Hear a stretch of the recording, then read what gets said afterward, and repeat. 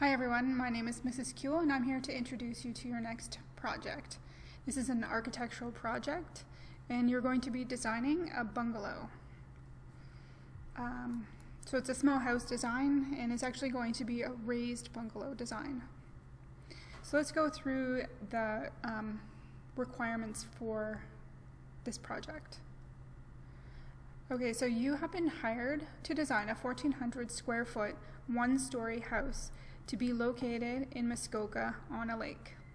The clients are a semi-retired couple who would like to have a vacation home for their family, including their 2 grown children, their spouses, and their 4 grandchildren.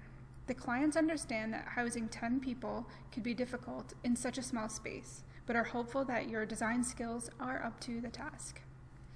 The clients would like a raised bungalow that is energy efficient and has great views of the lake. The client's layout must be maximized to keep as many rooms facing the outdoors as possible, with plenty of windows for natural light. The clients will not accept any designs that do not use standard materials, that is, standard doors, windows, cabinets, and fixtures, so as to keep the building costs down. So items you would buy at your local hardware store. The raised bungalow must include a full basement with a 3-piece washroom. The basement will contain a rec room area and an optional 4th bedroom for the grandchildren when all of the families are visiting at the same time. And there must be enough room to sleep 10 people. 1.5 car garage minimum will be required for storage. So let's look at the design criteria for the main floor. So the main floor will have a living or great room, a dining room that's large enough to seat 10 people, a kitchen. The dining room and the kitchen may be combined in a space to be a kitchen dinette. That's where those 2 rooms are combined. And the top 3 rooms can be open concept. 3 bedrooms, optional 4th bedroom located in the basement, 2 bathrooms, 1 upstairs and 1 downstairs, a laundry room. Closets are required at the front entry door and in each bedroom. Stairway must be included on the floor plan and be in a position that allows adequate space to step at the top and the bottom. So there needs to be enough room at the top and the bottom, and it doesn't go into a wall. So there needs to be enough space for you to move around. So the project requirements. So first we're going to be doing some planning. This is to be handed in and dated and or sequentially numbered, like 1, 2, 3, 4. You're going to create at least 3 bubble diagrams, 1 scaled rough plan sketch. That's going to be sketched on graph paper. 1/4 inch equals 1 foot. So each of the squares on the grid paper is 1/4 inch. So you're only going to include exterior walls, openings, and interior walls and openings. Your floor plans, they're going to be complete with architectural dimensions, is basement, main floor including the garage. And these floor plans, sorry, I'm just gonna backtrack here a little minute.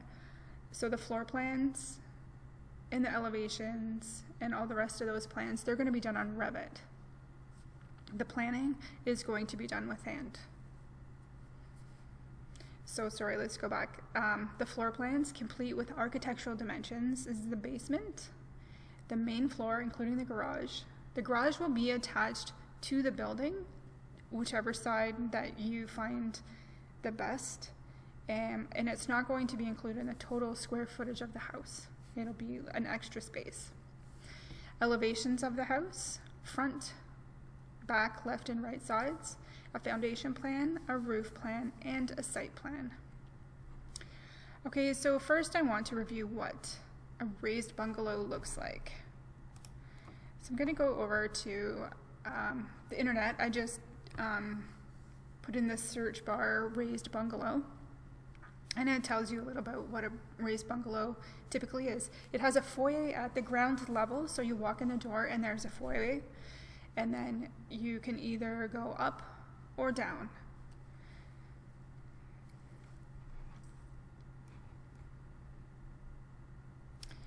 Okay, so I'm going to just look at the images of that.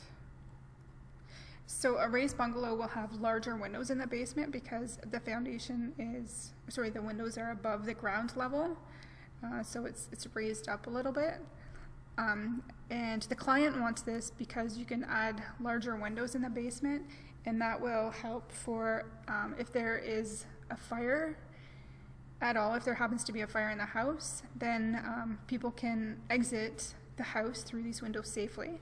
And also for light to get into the house, so that they don't always have to have the lights on in the basement. You can save some money for your lighting costs. Just makes it more energy efficient. And you can look at so many different types. So you can have a double garage, a single garage. Yep.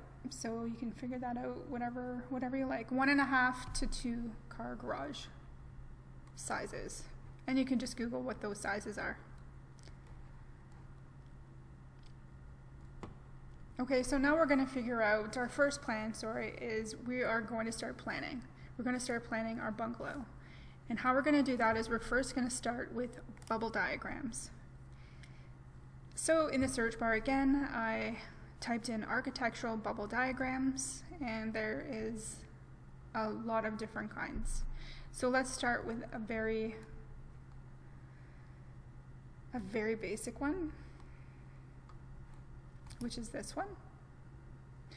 And this one is just trying to figure out the spaces and the organization of the spaces within the house.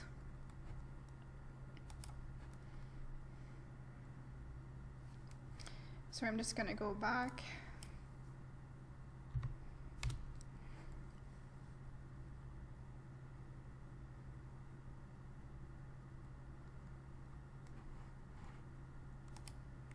Okay, so I found one here that, here we go. So this is the one I wanted to show you. It took me a little minute to find it on the internet. So this is kind of an arrangement that we're looking for. So if you can see, the bubbles are kind of shaped in the shape that they would actually be. So this hallway one bubble is an elongated bubble, and that's representative of a hallway. The living room is larger than the bathroom, so the bathroom is smaller bubble because the space is going to be smaller. The living room would be bigger. These bathrooms here, or sorry, these bedrooms, sleep it says, but they're bedrooms. They're about the same size. And the kitchen, and they're going to have a separate eating room, and then they have a large garage. So this is something what we're looking for you guys to create. Now let's go back and check out a different one. Okay, here's a different one. This one has a lot of color and it's a little bit more interesting.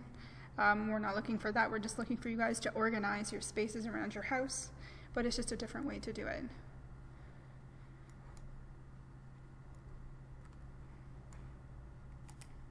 Here's a different one as well. This one has a top floor plan, main floor, and basement. So these are 3 floor plans and they all have, they're all organized in bubbles. And this is what it kind of represents. So just areas, this is laid out on an actual floor plan layout, and this is kind of the next step is where you put your bubble diagram into and create into a floor plan. Okay, so that's it for this video on how to, so an overview of the project and how to create bubble diagrams. And the next one is going to be the sketching and how we're going to create sketches.